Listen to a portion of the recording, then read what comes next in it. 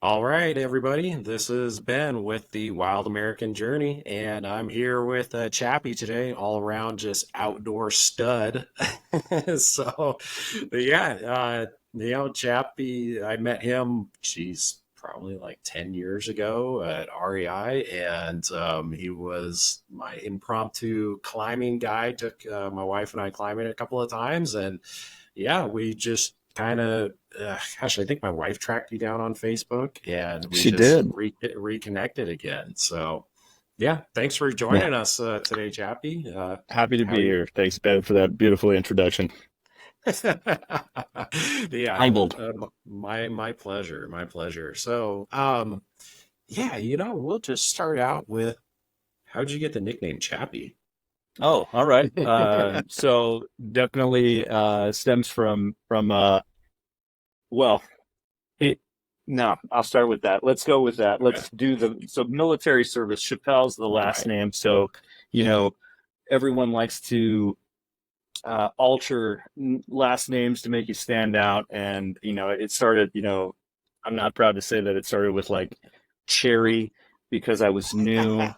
I think uh, Crappy was a little while, and so, it became Chappy, I think out of love and respect ultimately. But yeah, it stems from the last name for sure. But now it's sort of a very nice nickname to um, carry over into my civilian world. And also, what I do for work. It's always lent itself to being slightly more memorable than a Michael, which love my Right. name, but it's a very common name. Yes. So was there a specific moment in the military when like Chappie stuck when folks were done with like Cherry or Crappy or like was there a defining moment? Not really. It just seemed like to just happen sort of Yeah. organically. Like I think it started in boot camp and then sort of carried over. And I think I almost made it relevant because I told everyone, hey, you can call me Chappy, and then of course they went right into all the other things that they could rhyme with that word, and I think really like A school, my tech school, it started to really take hold, and then of course I had to earn it again when I finally got to my duty station. Right, right. Thanks for the background on You that. got it, Ben. I think so. So my military nickname was Benny Bear. So yeah, I know. That's So sweet. how I got that, it was originally Katie's pet name for me, early in our marriage. And then when I Of deployed to course. Iraq the first time, on all her packages, to me, she'd write Benny Bear all over it. No. And then, yeah, and so everybody's like Benny Bear. And I remember one day, we, gosh, we were coming out of OP observation post. Yeah, and my team was the last team out, and I'm like, team whatever, exiting compound. My squad leader's like, no, that's not what it is. I'm like, Team Benny Bear exiting the compound. Dude. Yeah. That's awesome. That's epic. That's a great, out of anything, out of that whole shitty conflict, that's sort of a Mhm. nice, beautiful Right. way to exit. Right, right. Yeah. And then when I went into the Air Force and everything like that, so, that Benny Bear, it became a term of endearment with all my other buddies. And Well, now, uh, now I know what to call you. yeah, exactly. One of my good buddies still has it on his phone. Every time I call, he's like, every time it comes up, is Benny Bear Boo Boo. So, Uh, yeah. that's beautiful, So, man. yeah. That's good. I'm glad you still keep in touch with some of your, what do you call them in the Air Force? We call them shipmates in the Navy. What do they call them in the Air Force? I don't really know, just buddies. I mean, we Yeah. don't go around. Buds. Yeah, I well, mean, yeah, yeah, that's pretty much buds. everyone. Officer enlisted. Yeah, It's like, there's no sir or mister. It's just right. first name basis. Yeah, pretty much. I mean, especially in the Air Guard and being a TAC-D and everything like that. Yeah, I mean, it wasn't Yeah. quite that bad, but it was yeah, a lot more laid back than the Marine Corps. So Yeah. which was nice. I enjoyed the big boy schools where you just, showed up, acted like an adult, and if you were treated like, or if you acted like an adult, you were treated like one. If you acted like a stupid teenager, you were sent elsewhere. So, yeah, yeah. Yeah, that's good. But anyways, enough about me. Let's kind of go back to the beginning. I know we talked a little bit about your nickname, but Yeah, where are you from? How'd you get into the outdoors, the Navy? Tell me about just go for Chappy. the story, huh? Okay, Yeah. well, Tucson native. Hmm. We are kind of few and far between. Every time I tell people that I am from Tucson, they always give me that look of shock, which, it's strange, but it seems like people move, and Yes. rightly so. This is a tough place to live. It definitely builds resiliency, which, I guess, dovetails nicely into why I am such an outdoor advocate and ambassador, just because I love the desert. When people think of the desert that aren't from here, they think of desolation. They think of, very arid. And yeah, there are places like that for sure, Yeah. especially in and around Tucson.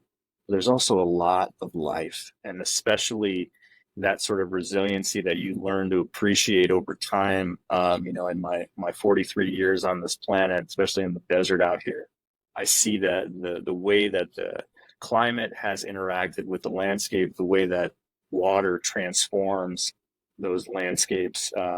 This spring has been phenomenal for Yeah. precipitation, as you know, and it's been just incredible to watch the plants drink it up, the birds returning and migrating. I'm hearing a lot of amazing different bird sounds that I don't normally hear, haven't heard in a long time. Um, but Are, I are you a birder? No, I'm not. No. I mean, I do love Yeah. birds. Obviously, I feel, they're I wish I could fly. You know what I mean? Like, you Yeah. see Yeah. birds, especially like eagles or hawks. I love predator birds for sure. But I would not, Mhm. I wouldn't take a vacation to go see a bird. So I don't Right. know if that makes me a birder or not. I appreciate the heck out of them though. But yeah, like, you go down to Madera Canyon in the Santa Ritas and you Yeah. see people, what is it? The Trogon, the Yeah. elegant Trogon is always down there, and everyone tries to, tick that one off of their bucket Hmm. list if you're a Hmm. birder. So I'm, Right. I'm familiar with the species that we get out here that are valuable to those lists. But yeah, when I look outside, Ben, I see a symphony of everything working in concert with each other. And I think birds obviously are just, the ones that really have the best vantage point about, to Right. see and witness these landscapes. So to continue down that journey, I've always been a little bit of an outdoorsy kid. I grew up in Tucson, like I said, and I had a lot of undeveloped desert to play in. My brother and our neighbors, and our kids, I should say, our neighborhood friends. And if you're not familiar with the Tucson landscape, the urban landscape, we have these washes that run through the city: Tinker Verde, Rincon, Tantano, and we uh, basically utilize those as playgrounds because they were highways essentially for nature. And you had Right. so much. I mean, the desert was there, of course, but then those channels, if you will, those washes acted like sanctuaries, preserves, Yeah. which, knowing that now in my adult self, that like it was an amazing place. Building forts, finding garbage and trash and treasures, Hmm. and getting into trouble, of course. But I've always Yeah. been drawn to being outside, and I had what now you know scientists are referring to, as far as psychology goes, with development as free play. And I had a Yeah. lot of Yes. free play as a kid, and definitely started with my love for the outdoors there. Um, Not to, like, devolve too far as the story, unless you want to stop me and pick apart No, or that's or, fine. or point me in a direction, or I'll just You were ramble. right. But No, keep rambling away. all right. Well, I'll ramble on then. But yeah, I'll jump forward to Ben. after high school, and I joined the Navy in '99 as a photographer. Oh, okay. Um, and had to fight for that job. Uh, but I'm glad I won. I fell in love with photography when I was in high school. Mhm. I was lucky enough to again have a traditional dark room development Yeah. education, yearbook staff, just Right. creating stories with photographs, and had a great teacher, Mr. Babb. I believe he's no longer with us. So rest in peace, Mr. Babb. Yeah. He was really a big inspiration for me to want to become a photographer, Right. and that translated into what I thought would be a cool job in the military. Mhm. And of course, as the military tends to do, is redirect those hopes and dreams. Yes. So I was lucky enough or unlucky enough to be selected for an aircraft squadron for aerial photography. Oh, okay. Oh, very cool. Yeah, I mean, You, yeah, I mean, it sounds like in cool, the military, it sounds cool, right? but then they suck Right. all the But fun out as of a it. kid, Yeah. I'm thinking of I'm going to point and shoot. I'm going to create. Right. Thinking I had to, had to readjust my thinking, and Yeah. it did end up becoming something that I did end up appreciating. I wouldn't necessarily say love, but I got good at my job. I basically was a maintainer of photographic equipment. Got to develop a little bit, but I had like a cool top secret clearance, and I got to Right. look at targets, and it was kind of fun, and that was like right before OIF. Mhm. So we were had a couple years of peacetime Navy, Mhm. and then we went right into war again, into Iraq, and I damn near did 3 deployments in 5 years, and really like 3 years, because it was like turn two, come back home, workups, and then back out again, and it's demoralizing.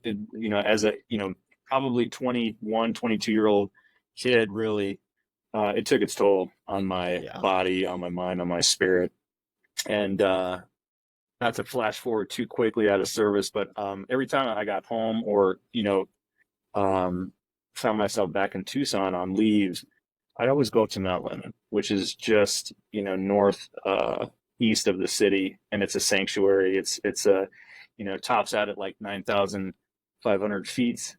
So you get this great transition of biodiversity, and of course cooler temperatures. And I just go out there and wander and get lost. Right. And it was very, very restorative for me. And really, I found myself getting quite angry, and just turning into a very entitled person after serving. And, I think a lot of us don't know how to identify or where to compartmentalize that, or it comes out obviously in sideways ways. And again, I always found myself trying to re-energize, or rewind, recharge. Any reword you can think of was spent in nature, and Yeah. it really it helped quite a bit. I wouldn't say that it Yeah. was the ipso facto healing process, or bring me back to something that even resembled human, but it was very, very, very good for me. And I knew then and there that I wanted to do some sort of job or work Right. in the outdoor space in some way, shape, or form. Very cool. So, kind of going back to why you decided to go in the military in the first place, what Mhm. initially drew you into the military, and why not like the Army, Marines, Air Force, whatever else? Why the Navy? I'm not gonna lie, Ben. I loved the bell bottoms, dude. The uniforms.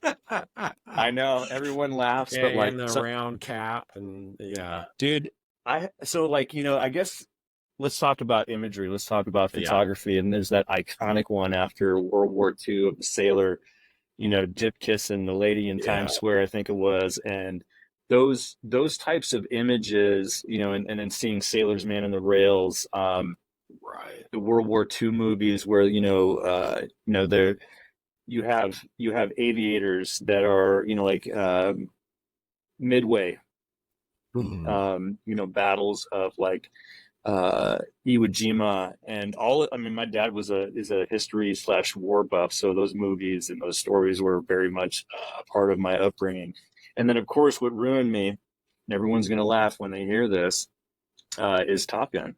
We're talking 1987, I think. I Yeah. saw that Yeah. movie, Ben, in a drive-in here in Tucson at the Oh, Deanza wow. Drive-in with my mom and my Wow. brother, and I was like, oh wow, okay. I want to be a pilot. Of course, Yeah. every kid wanted to be a pilot after Right. that. Yeah, Everyone me wanted to be too. Maverick and have a best friend named Goose. So yeah, that really that those images really took hold in my psyche and wanted, you know, really, my recruiter actually still somewhat keep in touch with him on Facebook. His name's Darren Mhm. Barton, and he got to me first. Really, is what it comes down to. I probably would have got propositioned by Yeah. any one of those other branches, and I probably would have been Right. gullible enough. But honestly, I took the ASVAB, very quickly, C. Like I was not Right. trying very hard, and they told me to retake it, and of course I did to try and get a better job. But like, I really had no. I wouldn't say it was out of a patriotic duty to join the service. It was more Mhm. about I really wanted an education. I effed off in school a lot, so my grades weren't, good enough to get scholarships. I didn't Yeah, take the you and me both. SATs. Yeah. So I just decided like this is the way that I'm going to get higher ed is to join the military, see the world, look good in those dress blues. And I would say I got two out of those three for sure. You're right. Yeah, yeah. Well, Oh, yeah. No, I have yeah, great respect for the folks in the Navy. I mean, the person who ever piqued my interest in the military is my grandfather, and he was in the mm, Navy, Battle of Okinawa, and so I remember him showing me pictures of his ship. He was on the USS Aaron Ward II. And I remember he showed me pictures of the ship before the battle. It was a mine lane destroyer. Everything looked pretty nice. After the battle, bodies all over the deck, and it looked like a trash barge. Half the ship was killed during the battle. So yeah, and so it's like, mm. yeah, being a prior Marine and then transitioning over to Air Force TACP, yeah, we all make fun of each other, but Yeah. the stuff that folks have gone through, continue to go through in the military service, it's like there's no branch that has it easier than the other. No. I think maybe outsiders from the military don't or they think we're being mean to each other, but it's more just kind of like It's terms out of of love. endearment. Yeah, Exactly. exactly. Yeah. Yeah, Pet names. Hmm. yeah, Yep. exactly. It's the same thing. In my Air Force TAC-E squadron. If you weren't getting made fun of, there was an issue. Right.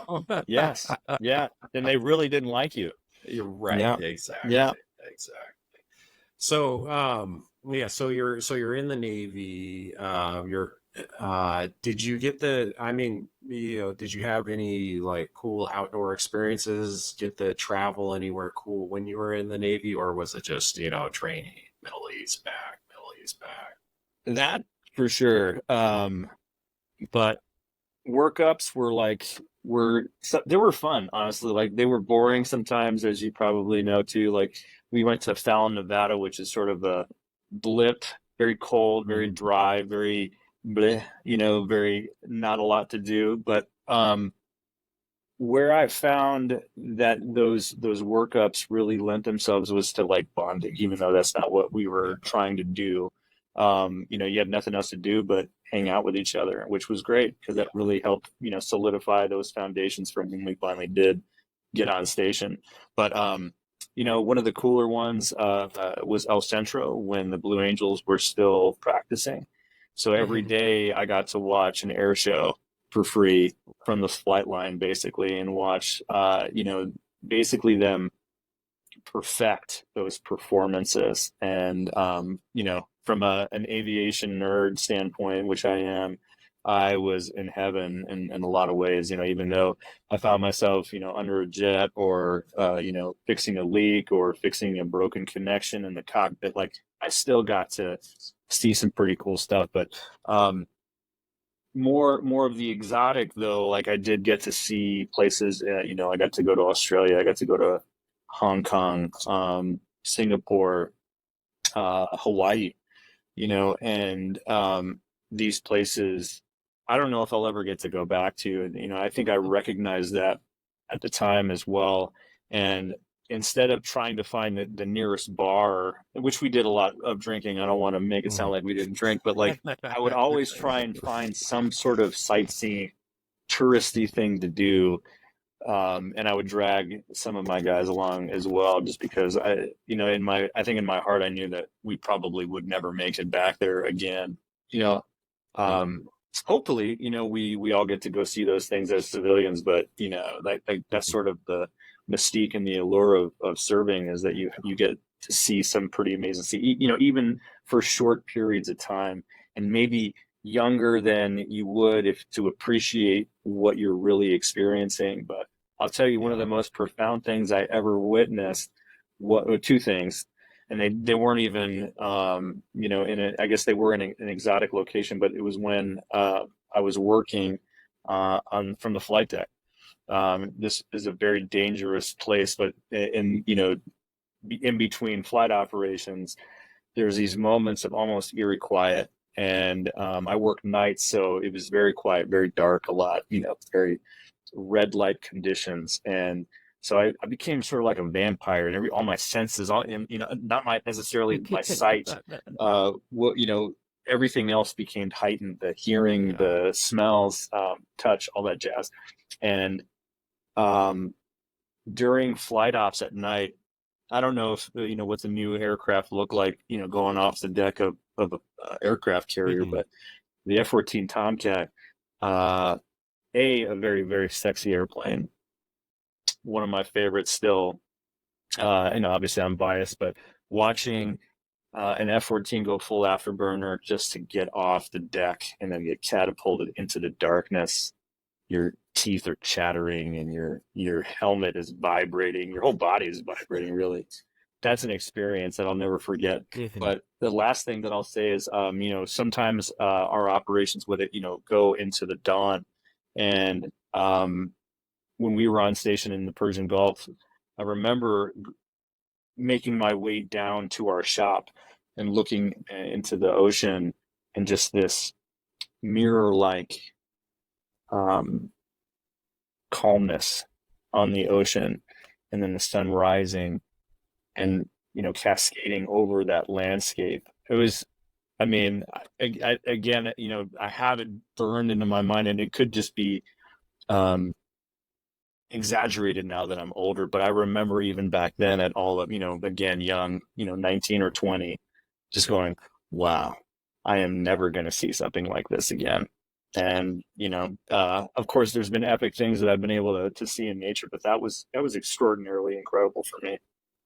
Yeah, yeah, yeah. That's the nice thing about the military. I mean, even especially when I was in the Air Guard, and we were like each summer we would just spend 3 days like up in the North Cascades, and doing mountain warfare training, and it's just hiking, Right. and doing radio calls, and like great. And it's each summer just remember, like, man, I'm being paid to do this right now. Yeah. Yeah, and so I really, really miss that, where now it's like, oh my gosh, year and time away from work. It can be difficult. So Yes. um Amen. but I wanted to ask you, so you said the times you come back on leave, what were your favorite hikes on Mount Lemon? What are some good ones that maybe some folks may not know too much about? Up there. Well, when I got back, well, I guess I've always been drawn to the top. So, it's, Yeah. they're actually changing the infrastructure up at Marshall Gulch, which is, just past Summer Haven. Right. And they recognize how popular it's become. And it's just become, I mean, you've been up there recently. Right. There's just, cars everywhere, off the side of the road where they shouldn't be. It's becoming dangerous now to actually, launch out of there. But, back in my time when it was not so busy, I would go up to Marshall Gulch, and then hike around in that area. But my favorite section, which also happens to be part of the Arizona Trail, is the Wilderness of Rock section. So Marshall Saddle fingers off, I think, four different trails, one of which heads deeper into the Push Ridge Wilderness, and that's Wilderness of Rock. And it's very, very well named because you go down and it's just boulder fields for as far as the eye can see. You have water up there, which is epic. Anytime you get water out here, everyone wants to jump in Yeah. on it. That's probably my favorite one on Lemon for sure. But the other one that I slept on for years that I only really discovered it, later after I served, is Aravaipa Canyon. Mhm. It's a one I haven't been to in a long time, but that's just north of the town of Mammoth. Oh, Um, okay. it is a preserve, so I believe you need a permit to get in there. And I think they only let like 30 to 40 people a day in that place, which seems In like a lot, but it's like an 8 or 9 mile Mhm. stretch in this canyon that's just, I don't want to spoil it for people, but like Yeah. I said, water in the desert is magic. And anytime you can Yeah. get that, it's incredible. Yeah. What's it called again? Aravaipa Canyon. Aravaipa. Okay. Aravaipa. Yeah. Aravaipa, I think it is. Okay. Yeah, just writing that one down. I've years ago I hunted up by Mammoth, but yeah, that's definitely one I'm going to check out. Yeah, and especially right now the water because we got a bunch of Oh, spring dude. snow. Like I last Saturday I just did an impromptu hike up to Romero I Pools. saw that. That's great. Yeah, How was it? it was wonderful. It was nice. The pools, like I'd never seen so much water flowing through those pools Yeah. before. And then, Yep. yeah, yeah. And then just yesterday, to Katie, my daughter, just to Catalina at State Park, and just put the chairs right there in the The runoff wash. and Yeah. yep, in the wash, and it was So great just good. to sit there and relax in the water. So, You definitely um, need to take your kiddo though. How old's your daughter?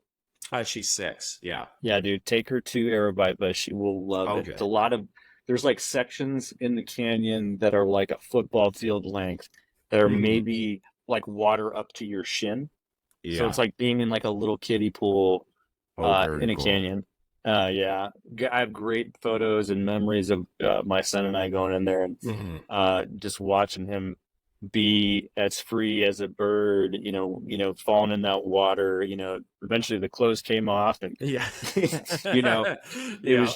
it was just a swim fest after that. But Yeah. yeah, an amazing place to take kids. Hmm. Well, I appreciate that tip. I am definitely You going to got check it. that out. Yeah. So kind of back to your military service, and then we'll move on to your time with Arizona Trail Association and your Veterans Outreach. But Sure. what was like the most difficult part about your service? You mentioned you kind of were coming home on leave angry, and like why did you need that outlet of nature to Mm, decompress? it's a great question, Ben. I think being coming from a good family, very strong family, I really missed that aspect. Yeah. I was very young and naive in a lot of ways to the world when I left for the military. And I'd always find myself just yearning to take leave to come back home, to be back just in in the desert, but just family. Like I was telling someone just the other day, every duty station I've been, or I had in the military, was coastal. So Mhm. no mountains, and I could never orient myself properly. So I use these mountains like I use a compass in a lot of ways. Yeah. I recognize peaks and ranges and stuff, and so like I really felt very discombobulated a lot. So you know, you could probably resonate with this as well. Like just when you're on a station for any number of days, months, weeks, whatever, you, you really miss food. Like you just miss going out and getting a really amazing meal. And food is so important for morale. And when you Yeah. don't get it and it's, becomes worse, I remember, being, on an on-rep team with all the food pallets and just looking at all the gross food they were feeding us every day, Mhm. grade whatever, subpar S, for Yep. institutional use only, you're just like, oh my, I cannot wait to get, and I think that's why we all poured off the ship as quick as we could, is to get a Yeah. good drink and to get a good meal. So, you know, not to like devolve it down to those two things, but I really think, what we miss, all of us, I think, maybe you can back me up here, is when you're gone and you go without, you just miss home. Whatever Mhm. home is, whatever that means to you, whatever that feels like, it's home is what you miss the most. Well, thank you for diving into that. Sorry if this feels like a therapy session. I Just love this, dude. This is my jam. This is what I do with my guys as yeah, well. So I'm so yeah, stoked to be on the receiving end of it. yeah. Very cool. Very cool. So after the military, so you did 4, 6, 8 years in the military? 5. 5. Okay. All right. So after the military, came back to Tucson? I did. Yeah. Yeah, I got my EMT certification in my last year, Hmm. um, and had every intention of continuing that after serving. And I tried. I Hmm. got out in 2004, went right into the ambulance setting, and it wasn't for me. Not to get too much into it, because I just have great respect for emergency medical, and just healthcare in general. But I think it was the company, which I won't say who, that Hmm. really ruined me on the idea of advanced care, especially being feeling more like a taxi service than an actual Hmm. service of good, in a lot of ways. So I transferred into the hospital setting, where I worked as a transporter, and essentially just got people from A to B. But since I had a medics or an EMT background, they allowed us to do a little bit more than your typical transporter. So we got to do some administration of medications. We did a lot of like off station transportation or transport services, like nursing homes and rehab facilities. And I caught the eye of a manager of the oncology unit at TMC, and she wanted me to become a PCT. So all these great acronyms. So Hmm. went from an Yeah. EMT to a PCT, and basically utilize those same skills in a inpatient setting. But as you know, oncology is cancer, and I, again, being naive to the ways of the world even back then, watching people expire very, very horribly. Building rapport and relationships with them, like it just, I'm not built that way, Ben. Like I realized Yeah. that pretty quick, that it wasn't for me to, even though I have so much empathy, and it's probably too much. That's probably why I can't perform in that setting, is because I formed really, really deep attachments, and it would really, really affect me when they would pass. So um, left that after a couple years, and then weirdly enough, I thought it would be easier, but I found myself in animal medicine, so I Hmm. became Oh, a wow. vet tech for another year. And I won't get into that too much, because it's a story that I don't really like telling. But there was a lot of politics uh, at the hospital that I worked at, and one circumstance involving a dog that was being very clearly abused just broke me in half. Yeah. I'm a dog guy, so like watching that, and I had been suspecting that it's a business, and I understand that, and I know that that's what keeps the lights on and keeps me kept me paid. But watching animals suffer because they can't advocate for themselves, at least Right. people have a voice, and of course we would help with funeral services, and I did like the paw imprints, and you know, ashes and stuff like that. And it was, that Yeah. was sort of a beautiful part. But again, like I'm just not built that way, Ben, where I can do that day in and day out. And so, uh, just to again quickly bookend this with where it led me to was like I knew that I was lost, didn't know where I was going professionally, didn't know what I really wanted, and so I read John Krakauer's Into the Wild, Oh, it's a great um, book. right, and then I watched the movie, of course, Yep. and the movie was incredible too. And I started doing some more research into Chris McCandless because it just fascinated me to no end, and found a link to a school called Knowles, Hmm. or the National Outdoor Leadership School based out of Lander, Wyoming. And I decided to do an outdoor educator semester to become a guide. And Oh, having very no cool. experience in that realm at all, I just knew that it Hmm. was going to be. It just spoke to me. I knew that nature was going to be involved, and learning all these amazing Yeah. skills and being in Wyoming, which I've always dreamt of visiting. Right. And the curriculum was just So you did nuts. right. So you did the Wyoming location, not the location here in Tucson. I wanted to, but they only run a school in, I think, a very short window, obviously, because Oh, the right. the Yeah. summer, and they do a lot of like rock climbing, which I thought was cool. But ultimately, the GI Bill did not cover the Southwest branch here, based Oh, out of okay. Tucson, so it had to be out of Wyoming. And I was like, okay, twist my Yeah. arm. Yeah. So I decided to just, yeah, get Yeah. in the car, drive up there, and I spent, like 3.5 months learning all these amazing skills with very, very, very capable instructors. Mhm. And I fell in love with uh, being, obviously being outside, but having this skill set now that would allow me to go further, deeper, more knowledgeable, um, more proficient, and safely. That was the Mhm. big thing with, Yeah. is like having that be paramount is like, it's fun to like take risks and whatnot, but when you can, Yeah. when one of your course curriculums is risk management in nature, these guys are like, they're thinking, obviously this is a dangerous thing to a degree, but so is getting in your car, but you wear a seatbelt, Right. right? Right. So, this is sort of the mitigation of risk when you're trying to do something epic outdoors. Mhm. So I fell in love with it. And yeah, I can keep going unless you have another question that you wanted to tack on to that. Let me see. I mean, what was your favorite part of Knowles? Oh, Like, rock did you climbing for rock sure. climbing? Yeah. Yeah, makes Yeah. I sense.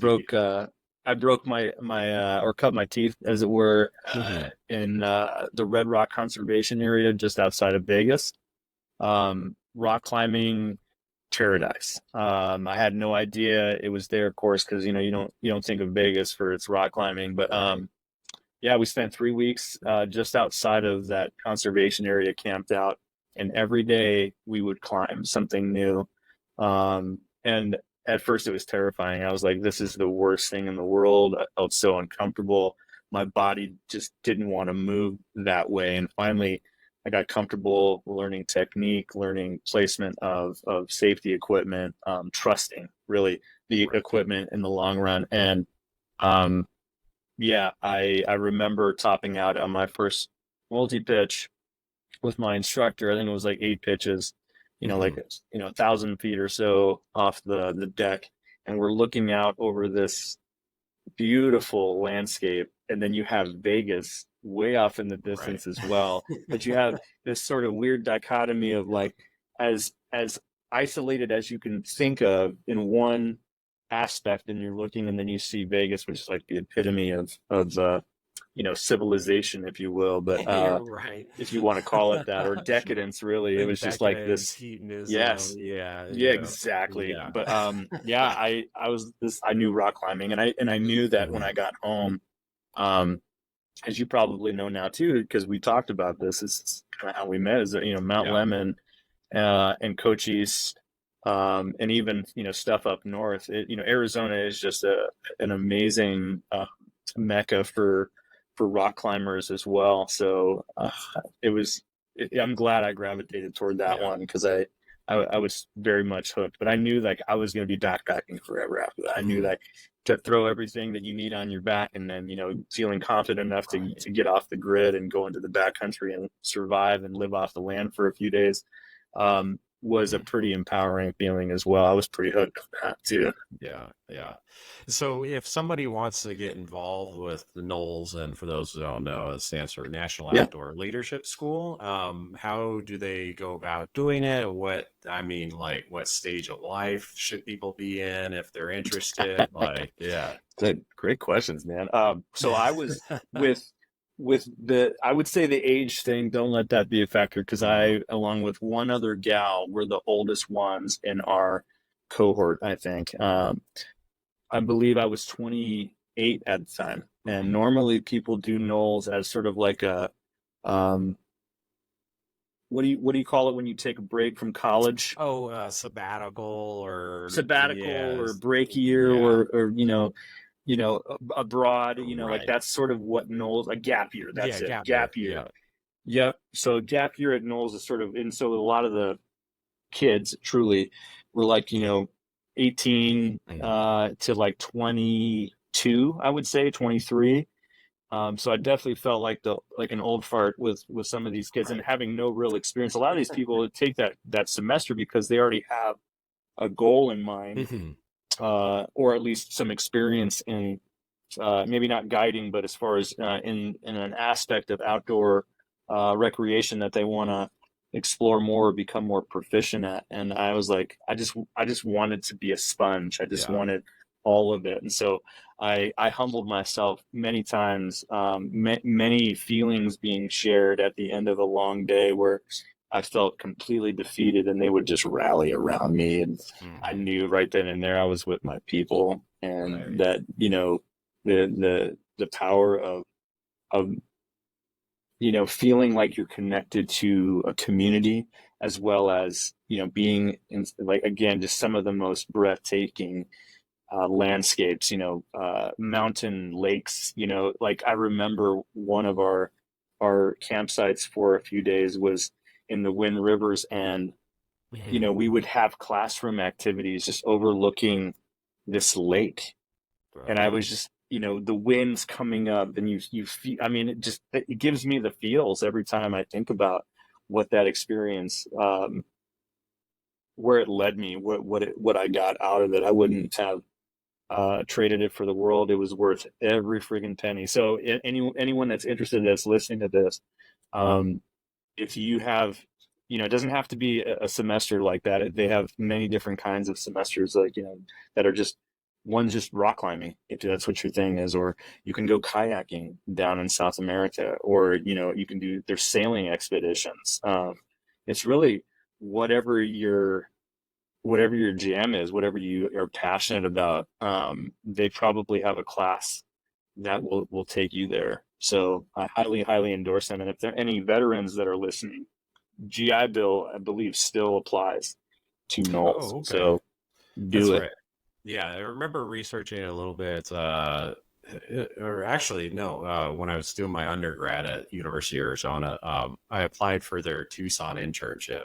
I didn't get Mm, it, but yeah, that's how I kind of found out about them. So, gotcha. um, yeah, yeah. So after Knowles, what was next?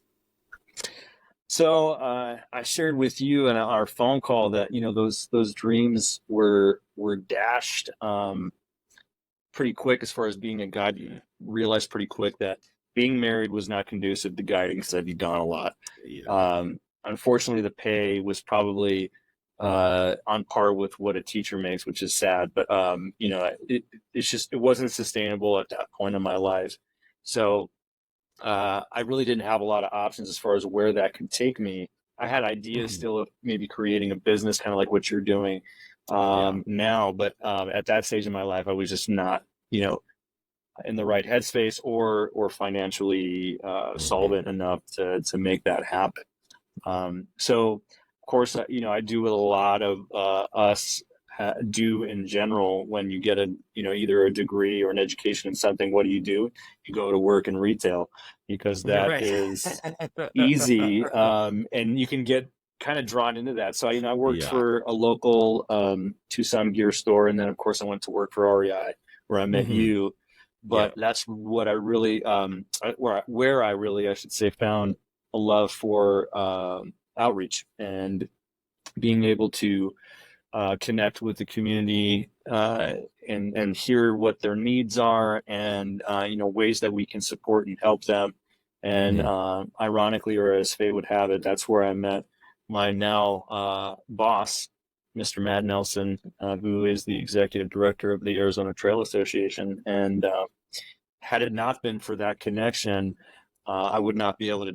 I don't know. Maybe things would have lined up that in that way. But how Yeah. awesome is it that we had this great foundation that was Mhm. created because of that experience at REI. So I don't want to knock it too much. It was a good experience. Obviously, I Right. got to meet awesome people like you and Katie, and when people came in you guys, and the stoke was high, those days were great. Yeah. But as anyone that's worked in retail for many years will tell you, um, it doesn't necessarily keep that inspiration going that you have for what you want to do.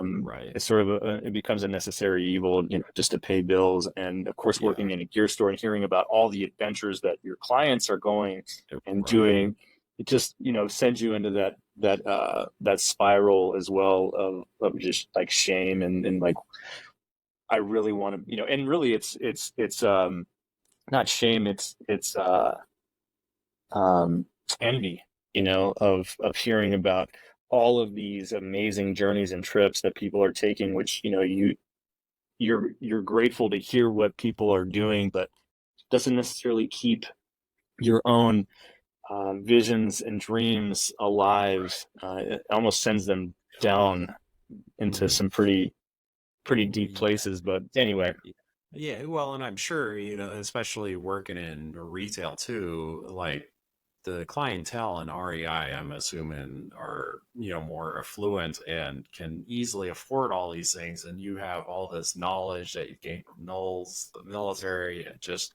being outside all your life. But you're like, yeah, I may get a small discount here, but I can't afford to go, like the Himalayas or whatever. right, So yeah, I yeah, can see how that would be draining. It's like, oh man, I want to do this stuff, but exactly, I got to put it's either that or a food on the table.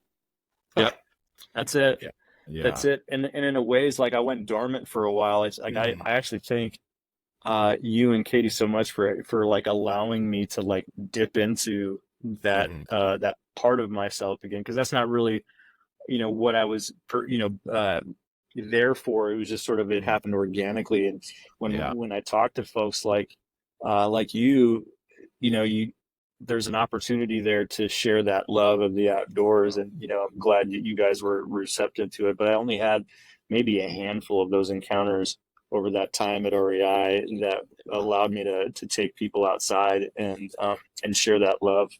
hmm And those were great times. I still remember the couple of times when climbing with you. It was a blast. I just felt like we were lifelong friends. Yes, I figured you just did it all the time. Like this was your I side wanted to, hustle. Ben. Yeah. Yeah, Oh my God. If I could, I probably yeah, wouldn't be talking to you right now. That'd be yeah, some exotic location if I could have done yeah. for a living. But yeah. But it How feels like you? that way when you get Yeah, people out there and you really love what you do. You really, I mean, you're doing what we talked about this yeah, yourself, not to make this, not to put the spotlight back on you, but you've recognized through your own experiences how yeah. vital nature is to your well-being, your mental health, your physical Yes. health, and how much you want to share that now with others through the power of guiding. It's a weird word, to Yeah. describe what we do for others in that outdoor space, but in a way, and this is I'm not a religious person by any means, but Chappy, I get a lot of like, oh, are you a chaplain?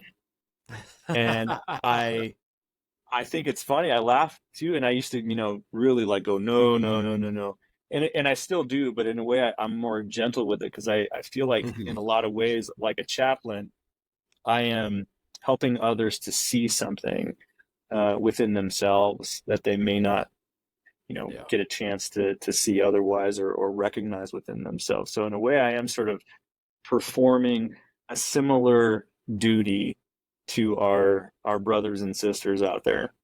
Yeah. Yeah, it's just so important, especially, I mean, I think about my day job and, I'm pursuing a graduate degree and everything like that. It's like I wake up, I sit behind the computer, then I have class, and then I sit behind the computer some more. And it, everyday life, even like if you don't have some just horrible existence, I'm not saying that I do by any stretch of the imagination, but the mental strain of life, you need that disconnect. And I just think to last summer, had my 40th birthday in Montana with my buddy, and we were just fly fishing, and cell service and the Mm, cares of the world just faded away, you know yes. and I look at it, my buddy, he's not a guide, but he's actually a nurse, but he's fly fished his whole life, has all the gear, and so he was my de facto guide. And just thinking about how fortunate him and I able to get out and do that. Not a lot of people have that means or ability to. And it kind of leads me into my next question, like, how do guides make it? Like, are there any like that have a six-figure income, or do they just try to get hooked up with a fly shop or a lodge, or like like Is this a question for me or for the audience? Because I I certainly, yeah, I mean, you didn't figure it out. I just didn't know if you heard, or like, yeah, just no, I mean, like, I think if you're guiding on Everest, yes, yeah, you're making that kind of money. I think if you have a niche in guiding that requires a level of capability that people are willing to pay for, think about like Colorado rafting river guides. You know, maybe the guides aren't making that much, but I guarantee you the the outfitters lodges, yeah, that that are supporting those trips are making a lot of money.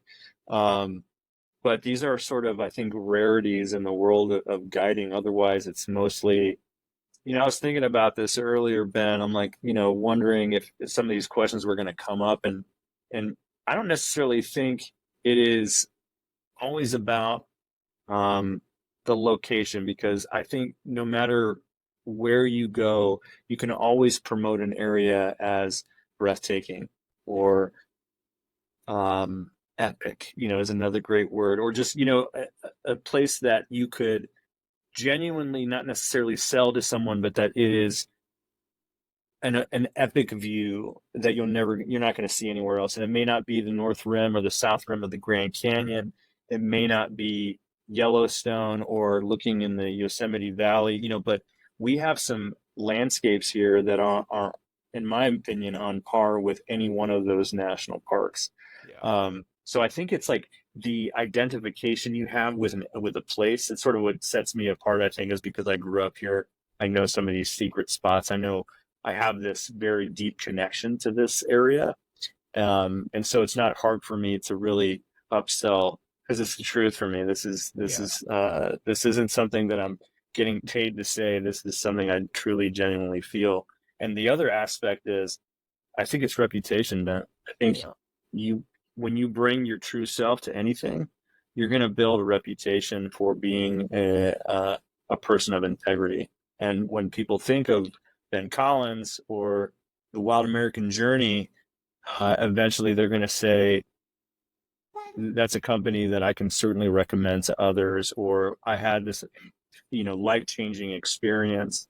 And you just need enough of those people to have them to really build that sort of reputation. But that's the what I found in my time with the ATA is, um, these these uh, these groups and these trips are really solidified in the fact that I continue to stick around, and that there is a very strong impetus for me to maintain that integrity as long as I can. And it shows through in the programming.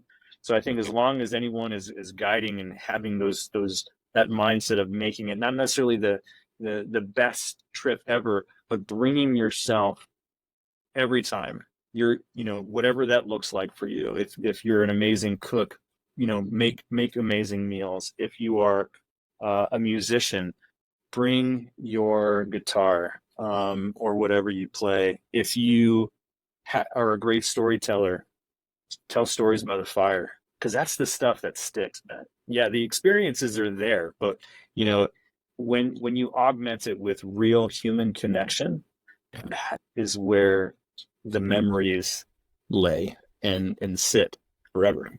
Yeah. And I've been discussing outdoor experiences with folks now for probably like the past year since I started thinking about this. And yeah, you're just echoing what everyone else is saying. Like it's all about the people they were with. Yeah. Whether good or bad. you know. Yes, Yeah. So exactly. and I was like, that's an interesting problem to solve. But yeah, Yes. I think you hit the nail right on the head there. So let's talk about the Arizona Trail Association and the Vets Outreach that you do. So yeah, how'd you get it? You mentioned it a little bit earlier, how you met your now current boss, and yeah, tell me about what you guys are doing. I'm really excited to hear about Happily. this. Yeah. So Arizona National Trail is 800 plus miles of scenic goodness. It's a one of 11 nationally registered scenic trails, and there's usually an organization, a nonprofit that is running those trails. And so I am very blessed and honored to be a part of the organization that helps maintain and steward the Arizona National Scenic Trail. The trail, was a dream of Dale Shellwater back in the '80s, and he started connecting trails that were already in existence or roads that were already there to make one long continuous trail from the border of Mexico to Utah. And you fast forward a few decades, and yeah, now we have this basically a trail in the form of it's basically like a national park in the form of a trail. Um, so as such, 800 plus miles does maybe not seem like a lot when you're contending with the Appalachian Trail or the Pacific Crest Trail, but we are continuously known for being one of those top tier trails because of how remote, how rugged, really how hard the trail is. It's one of the most difficult hikes uh, to do in Okay. those 11 trails. I mean, probably in the country in a lot of ways, because Yeah. these trails that I just mentioned. One of the biggest things that they have that we don't, as far as continuously, is the availability of water. And so, Mhm. like having to hike in gallons really of water at a time for stretches of miles. It takes some grit to be able to do these things and have that mindset of like, I know this section is going to be tough. Yeah. I know I'm not. Hopefully, I get water, and then if you do get water, sometimes you're filtering stuff that is um, not appetizing, You're to say the right. least. You're Right. sharing a trough with cows. But again, what makes these experiences so epic? I'm really upselling Mhm. this trail Sure. to your listeners, but what makes this trail so unique and so special is the variety of landscapes that you get. You start down here in Sonora, and then you start making your way up to Tucson, these sky islands, that it passes through. You get two national parks as well, Saguaro and Grand Canyon. And as you go further north, obviously toward Flagstaff, you start getting into the big pines, ponderosas, um, oak, all the ones that people really, I think, identify with when they think of forests. But Yeah. I digress here. So I'm in love with this trail. Mhm. And I've been so for a long time, and Eric, not Eric, Matt really helped me to find that affinity for it, because like a lot of people, I had no idea that it existed until I found out through him. So I started hiking a little bit of it, volunteered a little bit, with the organization before I became an employee. But um, COVID happened. We'll flash forward here. I was furloughed from my job, and I was really looking to utilize the resources that I had, and I was doing some inner work with a men's group that I was with, and they kept saying, it's as a man, it's so hard to ask for help, especially being a veteran. It's so hard to ask for help. And a lot of the work that I did was learning how to humble myself and recognize that these were not, wasn't a selfish thing to ask for help and to utilize these resources the way that they probably want to be used, to be honest with you. So anyway, I reached out to Matt after a few different phone calls, and I said, "Hey, looking for work. What do you Yeah. got?" And he told me there was a few things that he knew of, but I sense that he really just resonated with the fact that my criteria was, I don't really care what it is, I just want to be outside. Yeah. And he was like, awesome. He's probably a little jealous, to be honest with you, because he spends a lot of time behind a computer now that he's in that role. But yeah, he put me in touch with a few nonprofits that really wanted more administrative work than field work, and I respectfully declined. And then, fast forward a couple, weeks, months, he reached out again, and he was like, we have a youth program that's pretty robust. What do you think about starting a program specifically tailored for veterans? I said, oh yeah, sign me up. Done and done. So, that pretty much was the beginning to this glorious job I've now held for a little over 3 years now. And what we do is, create meaningful opportunities on and off the trail for military veterans. And what sets us apart from, you mentioned your story about, your buddy in Montana and fly fishing. There's so many organizations that revolve around veterans, or taking veterans outdoors in all different kinds of modalities, and it's usually like fly fishing or hunting, hiking, even rock climbing. But what sets our organization apart is that there's a piece of stewardship and service that's caked into the program. And so it took me a while to even, recognize this. This wasn't by design. I had no idea what I was doing. I just knew I wanted to be outside with other vets, and we were going to be working on the trail and improving it. But what I kept getting back was, Chappy, I feel like I have purpose when I'm out here. And that word kept coming up over and over and over again, Ben, purpose, purpose, purpose. And it started to click that we are not just recreating out there. We are providing a very, very, very needed service that not a lot of people like to do. And of course, as veterans and as military folk, we have that endearing term of embracing the suck. And that's part of the beauty in this, is that we bust our butts all day long on the trail, improving it, seeing it tangibly transform before our eyes. And they look back and they go, holy shit, I did that. And I go, yes, you did. And we hike back to base camp. We have an amazing meal. I mentioned food. I mentioned music, conversations happening, bonds forming, and without that element of stewardship of work, I don't know what that would look like at the end of the day. Like, it's really beautiful to look around and you see like these very, very tired eyes, tired bodies, and you see this appreciation, this great appreciation for what we're doing.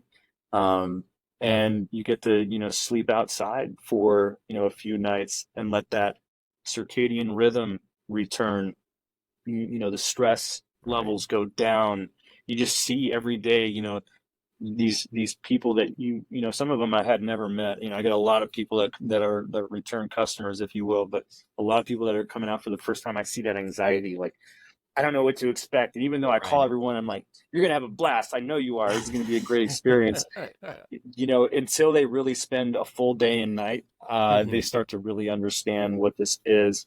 And I can't tell you, Ben, enough. Like, I've shared this with you on our previous phone call, but it's magic. It's so it's that trail magic where you see people's lives change. And I've shared other stories. I won't get into it, but like the trail has saved people's lives. I've seen it, and it's saved my life. So I think, seeing and resonating with people in that way, and watching that transformation happen through these events, it's incredibly satisfying for me professionally, Ben. Mhm. This is the best job I've ever had. I get to work with amazing individuals, amazing organizations that have come out to help support our mission and vision, and it just seems to continue to pick up steam.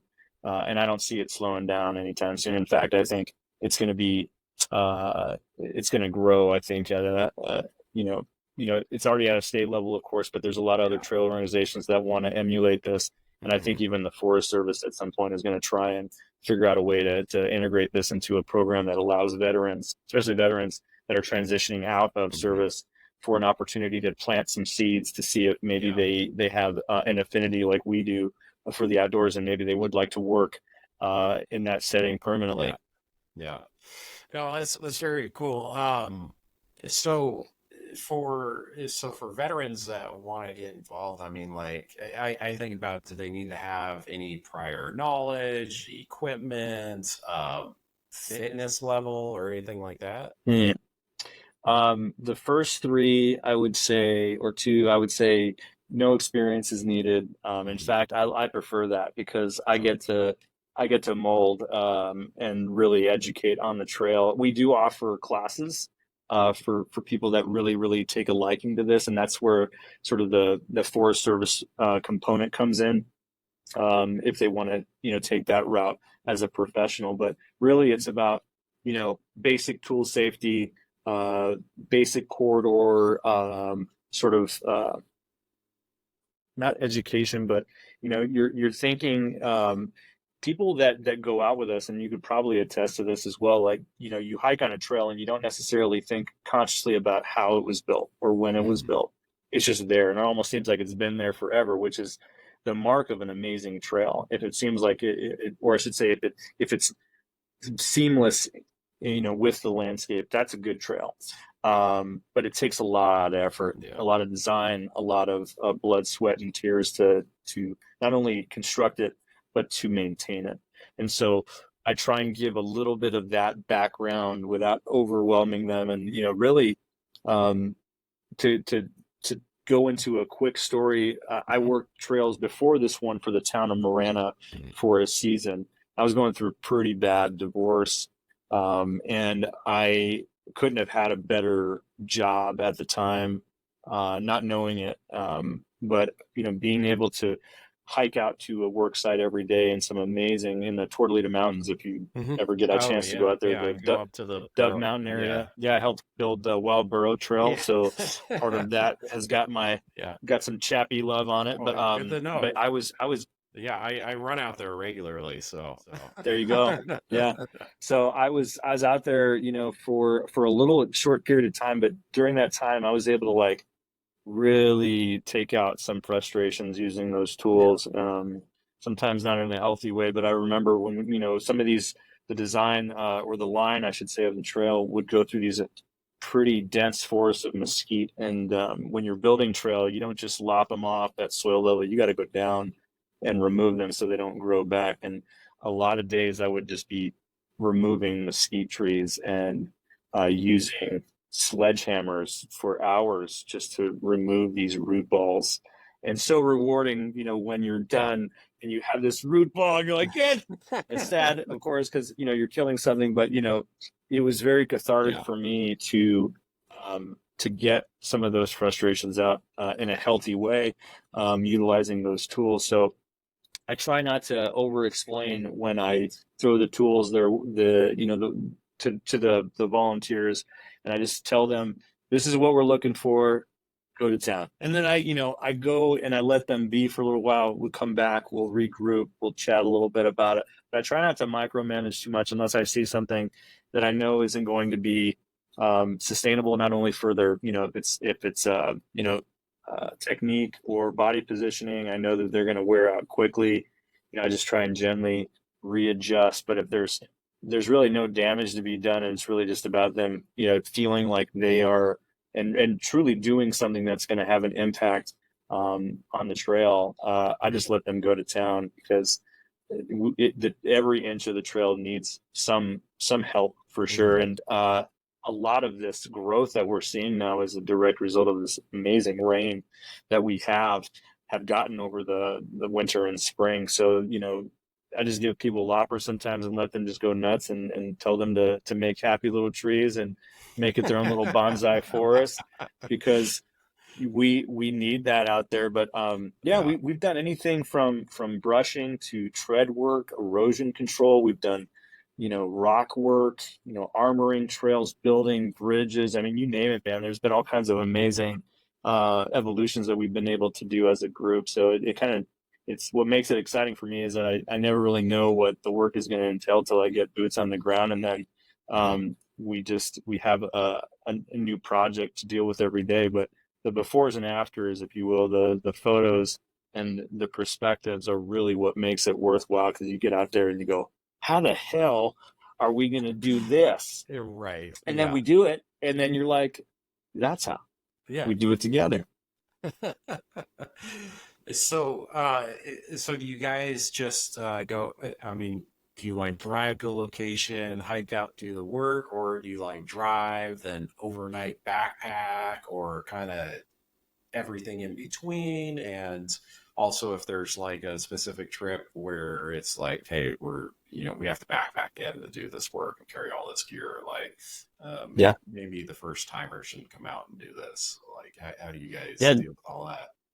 Great question. So I run two different types of main programming. The Mm. first one we call the Veteran Volunteer Work Weekend, and that is the car camping, where you're driving to a trailhead, setting up a base camp of operations, and then we'll hike out to an area via trailhead that's close by, Mhm. usually within, I would say, no more than 5 miles. Sometimes it's a little bit longer, but Mhm. shorter usually than 5.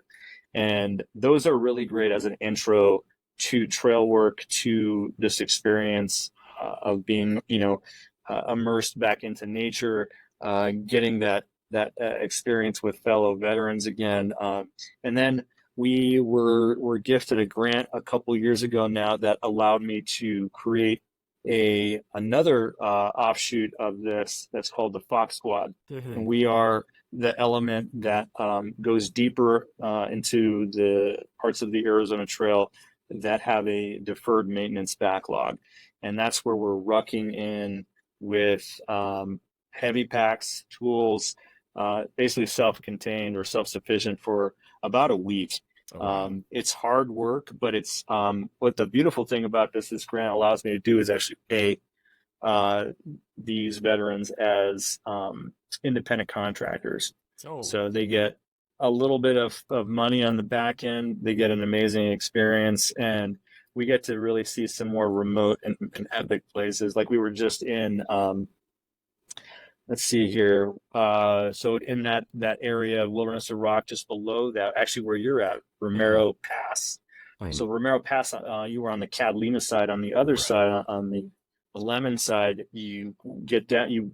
Go down to Sabino Canyon from there, Mhm. and that section of trail, as you can imagine, does not see a lot of maintenance.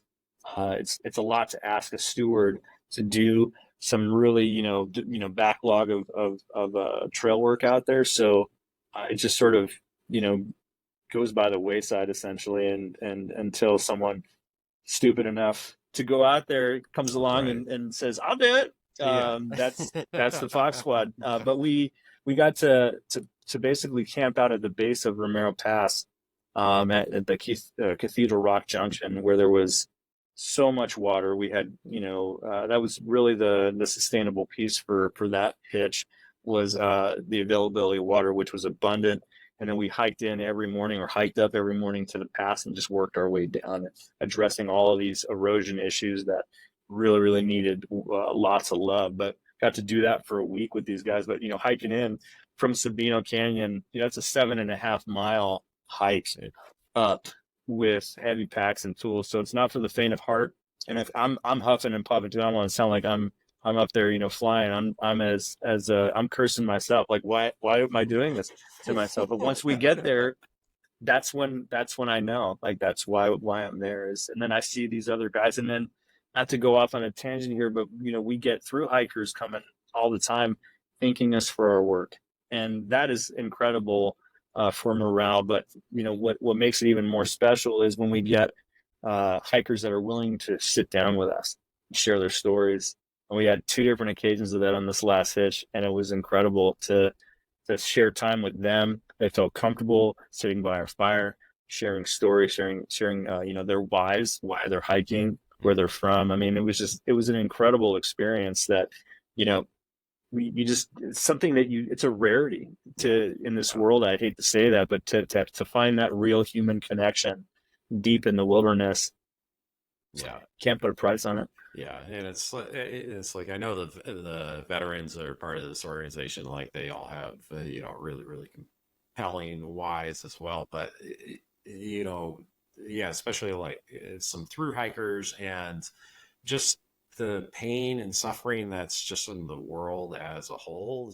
Yes. Just to kind of remember like yeah, as a veteran like I was cast a certain lot, but the rest of the population isn't exempt from hardships either. And it just puts it in Yes. perspective to, hear these, these stories from these folks, give them an opportunity to put, to let their guard down a bit because, in the quote unquote civilian world, they don't necessarily have that brotherhood, sisterhood to fall back on, that at least we knew at one time, being in the military, they may have never known it, giving them an opportunity to open up. Yeah, it's a sad truth, and it certainly should not be the norm. But Yeah. yeah, I long for those interactions because I came to the conclusion, I think probably right after Knowles, and maybe somewhere between this job and Knowles, I came to understand myself to the degree that I had no room for BS in my life anymore. I hated being superficial. I hated wearing a mask, and I made some promises to myself that I would try and bring as much genuine goodness Yeah. to everyone that I get to meet. And I say it that way, like I get to meet these people. I don't have to do this job. I get to do this job. And I'm so grateful for those opportunities to feel like, again, like you just said very well, that I'm not alone, that we're not alone, that we all have shared experiences that are similar, whether it is through service, whether it's trauma that, or maybe not trauma. I mean, it's usually trauma. I'll just use that word, but trauma comes in so many forms, and there's a reason why we keep going back outside to address those issues. We become very insular lately, and in our history, as far as humanity goes, and I think we are straying too far from what really keeps us grounded and centered in our connection uh, to our mother nature. Yeah. It's and we're tribal, we're communal. Um, this whole individuality movement happening is just it breaks my heart because as a dad, I see my daughter getting sucked in to wanting to be like an influencer or um, famous, and I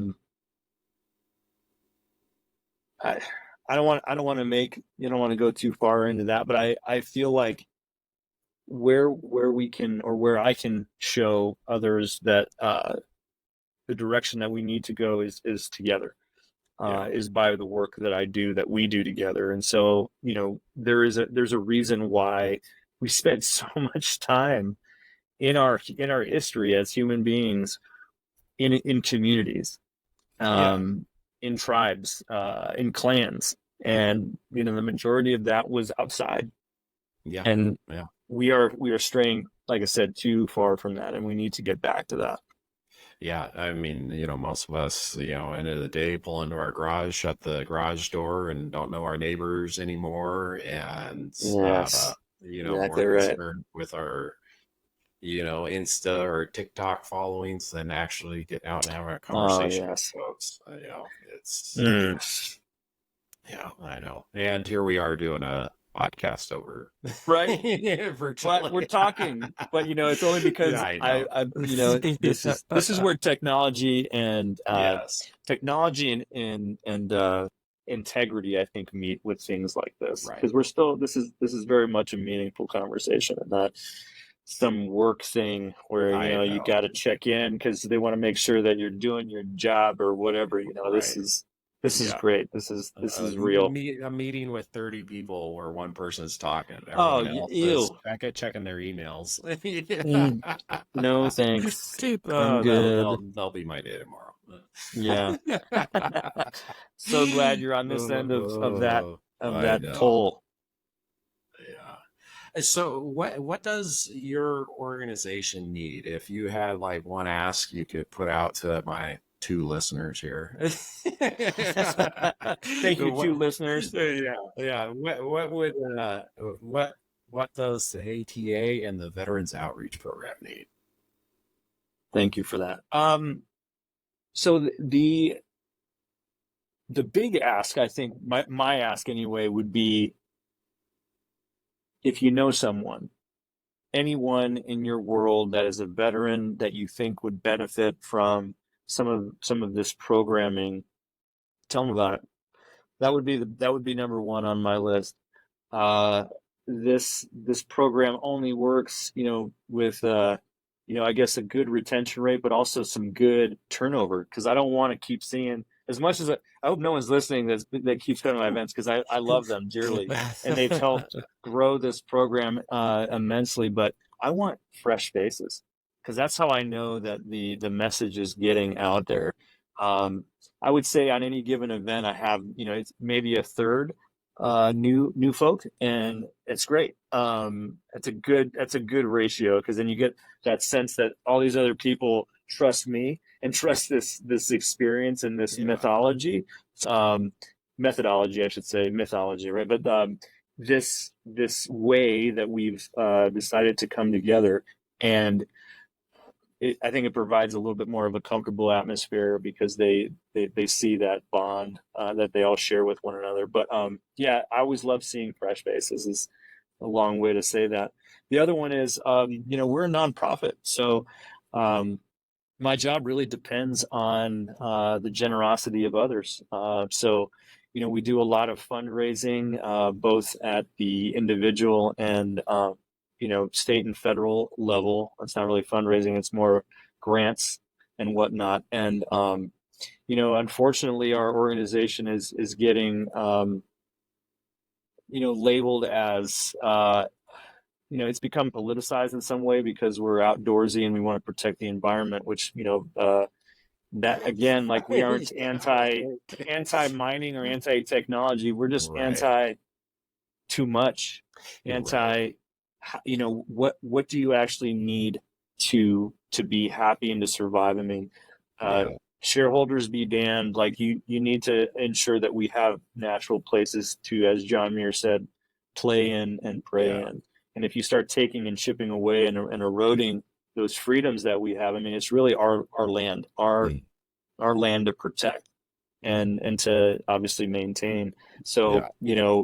we're not seeing as much funding coming in from that level, because politicians have stymied some of the funding that we normally get. But we're still, it's a robust organization, so we're Yeah. still, well above water. But we always are in need of support in that regard. And if money isn't something that people can give, donate a tool, donate, a pick or a McLeod or a rake. For us veterans that are camping, donate a sleeping bag, donate a tent. Um, yeah, I mean, Yeah. give if you can, and if you Mhm. can't, spread the message. And Yeah. that's all I would ask, as a program manager of the vets program, and as an organization. We really love people that, and we love everyone, but as far as, like, we really appreciate support from our members, as well as from the general public, that really see what we're trying to do for the public and the greater good in our communities. Well, yeah, thank you for that. I'll make sure to put your guys' links and everything like that notes, all that social media stuff. Thank you. Appreciate that. So, Thank you. and Thank I'll you. plug it, Appreciate it. and I'll plug it as much as I can. So, last question as we wrap up here. Yeah. Have you hiked the entire eight to the Arizona Trail, or God, no. no? Not that I don't want to. At this point, I Yeah. really want to. And in fact, Hmm. I would love to take a sabbatical or figure out a way to support a group of veterans to do the whole thing.